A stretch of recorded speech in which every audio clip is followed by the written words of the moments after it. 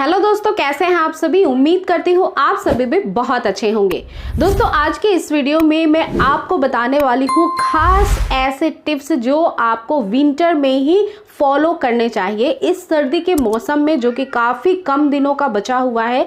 अगर आप pregnancy conceive करना चाहती हैं तो मेरी बातों को ध्यान में समझिएगा, फॉलो करिएगा, कंसेप्शन होना और आसान हो जाएगा। ये वही छोटी छोटी सी मिस्टेक्स हैं जो केवल विंटर के सीजन में काफ़ी अधिक की जाती है और जिसकी वजह से कंसेप्शन होते होते रुक जाता है, आप माँ बनते बनते रह जाती हैं और कंसेप्शन आपको नहीं हो पाता है। आपके इनफर्टिलिटी रेशियो और भी हाई होते रहते हैं। सो फ्रेंड्स, इन सर्दियों के मौसम में खास रूप से ऐसे कुछ काम हैं जो आप अपने आप में सुधार कर लीजिए इमिडिएटली, अगर आप बेस्ट रिजल्ट और पॉजिटिव रिजल्ट चाहती हैं तो।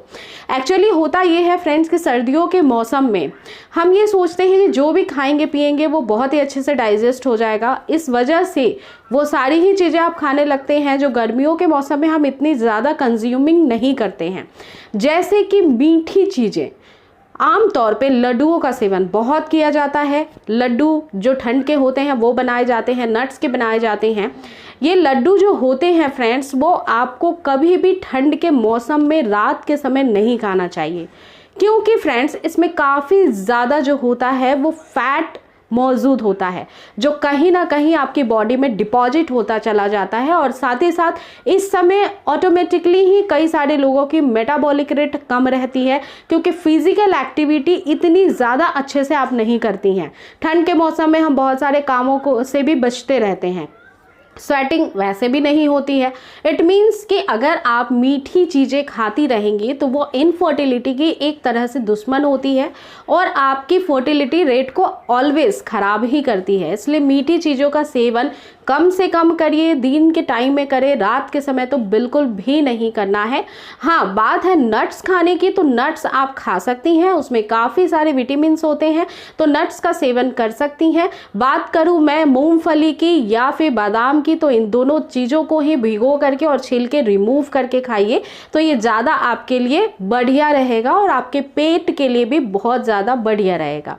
अब दूसरी बात का ध्यान क्या रखना है, सर्दियों के मौसम में तली हुई चीज़ों का सेवन बहुत अधिक होता है, जैसे कि पराठे वगैरह तो बहुत ही कॉमन है, अच्छे भी लगते हैं और इससे शरीर में एक हीट भी रहता है मेंटेन।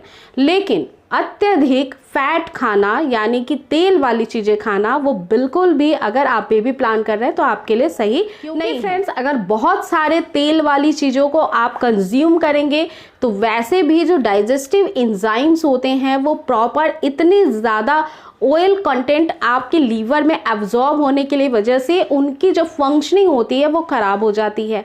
अब ऐसी कंडीशन में फ्रेंड्स, ऑलरेडी जब आपका शरीर इस परिस्थिति में है कि बेबी प्लान कर रहे हैं बट रिजल्ट नहीं मिल रहा है, तो हमें इतना ज़्यादा तेल कंज्यूमिंग नहीं करना है, चाहे वो कैसे भी तेल हो। बहुत सारे लोग कहते हैं कि घी हेल्दी है, हम वो खाते हैं, तो घी को भी एक क्वांटिटी में ही खाना अच्छा होता है। किसी भी चीज़ को बहुत ज़्यादा खाएंगे तो वो प्रॉब्लमेटिक होती ही है।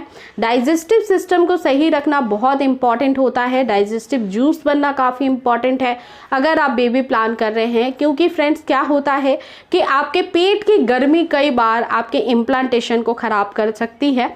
इस वजह से इन चीज़ों को ध्यान में रखिए कि बहुत ज़्यादा तेल वाला खाना आपको नहीं खाना है।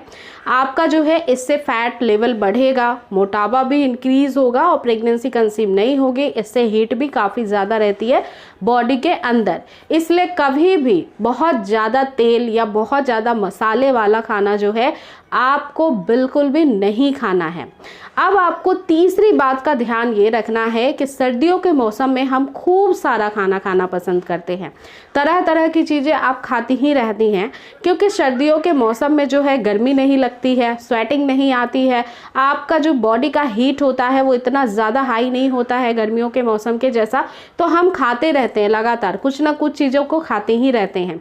लेकिन आपको इस समय भी बैलेंस डाइट के हैबिट में ही रहना है। इट मीन्स रात के समय या फिर आप शाम होने के बाद कोई भी हेवी मील प्लान मत करिए, साग सब्जियों से भरे हुए भोजन का सेवन रात में करिए। आप किसी भी तरह का हेवी मील रात के समय बिल्कुल भी मत लीजिए। हेवी मील ऑलवेज आफ्टरनून के समय ही लेना चाहिए या ब्रेकफास्ट के समय तक ही लेना चाहिए, रात में बिल्कुल भी नहीं लेना चाहिए। तो इस चीज़ का ध्यान रखिए। बहुत सारे लोग होते हैं दिन भर के मील को स्किप करते रहते हैं, थोड़ा थोड़ा खाते हैं बट रात में खूब सारा खाना खा लेते हैं। बात करें वर्किंग वुमेन और वर्किंग मैन की तो ये काफ़ी कॉमन होता है इंडियन कल्चर में। सो फ्रेंड्स, ऐसी छोटी छोटी हैबिट्स को बहुत ही ज़्यादा ध्यानपूर्वक समझने की ज़रूरत है। अगर आप खाने पीने की हैबिट को चेंज कर लेते हैं सो फ्रेंड्स, इससे भी कंसेप्शन होना बहुत ईजी हो जाता है। और दोस्तों, ऐसा कोई भी चीज़ ना खाएं जिससे कि आपको कॉन्स्टिपेशन होता हो, आपकी गैस बनने की समस्या पेट में होती हो। जैसे कई सारे लोगों को पीनट खाने की वजह से गैस की प्रॉब्लम होने लगती है, कई सारे लोगों को तिल खाने की वजह से गैस की प्रॉब्लम होने लगती है। तो अगर फ्रेंड्स आपको पर्टिकुलर किसी चीज़ से प्रॉब्लम है, गैस वगैरह पेट में बनते हैं, कॉन्स्टिपेशन बढ़ जाता है, पेट गड़बड़ रहता है, तो वैसी चीज़ों को अपने डाइट से बिल्कुल ही हटा दीजिए, क्योंकि आपका लीवर का फंक्शनिंग जो है वो प्रॉपर काम नहीं करता है, तभी ये सारी प्रॉब्लम्स आते हैं। इमीडिएटली इस हैबिट्स को चेंज करिए। ठंड का मौसम है, बहुत जल्दी कंसेप्शन हो जाएगा। बहुत बार छोटे छोटे नुस्खों पे हम काम करते रहते हैं, होम रेमेडीज लेते रहते हैं, लेकिन बेसिक चीज़ें जो हैं हमारी बॉडी के रिक्वायरमेंट उसी पे काम करना भूल जाते हैं, जिसकी वजह से वो सारी रेमेडीज भी वर्क नहीं करती है। तो आई रियली होप कि आपकी ये काफ़ी सारी टिप्स बहुत हेल्प करेगी प्रेगनेंसी कंसीव करने में। और ऐसे ही प्रेगनेंसी के लिए या फिर इनफर्टिलिटी के लिए अगर आप मुझसे कंसल्ट करना चाहते हैं तो आप मुझे मेल सेंड कर सकते हैं या फिर अदर सोशल मीडिया प्लेटफॉर्म पे भी फॉलो कर सकते हैं, जैसे कि इंस्टाग्राम पेज और फेसबुक पेज। तो मिलती हूँ फिर अगले वीडियो में जल्द ही एक नए टॉपिक के साथ। आप अपना रखिएगा पूरा ध्यान। Take care guys, thanks for watching.